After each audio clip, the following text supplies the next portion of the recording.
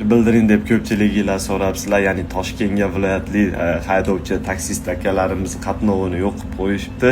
Bunga meni fikrim yo'q. Nimagadir hech qanaqa fikr kelmayapti. Nimagadir.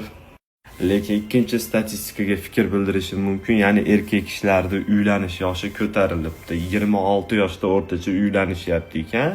Sababi uylangani normal qiz kamayib ketyapti. Erkaklar bilan tengma-teng olishyapti, kamsitishyapti, urush janjal qilishyapti, baqirishyapti, erkak kishini обесценивать qilishyapti, qilgan mehnatlarini, ухаживаниясini va bergan mehrini должен deb qabul qilyapti ko'pchilik qizlar va osmondagi oylarda so'rab yurishibdi. O'zlari shu narsaga соответствовать qilmasa ham menga gelik bering deb mana qilib turishibdi.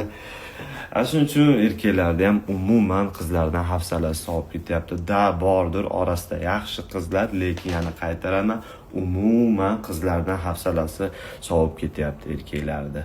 Bu realniy fakt. Uylanishga qo'rqib qolgan erkaklar.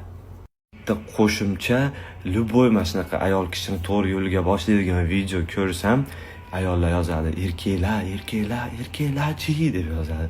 Erkaklarga faqatgina yaxshi gap, mehr, gap qaytarmaslik, chiroyli muomala kerak. Boshqa hech narsa kerak emas. Videoni yozyapsam, naushidagi ovoz eshitilib qolibdi, muzika.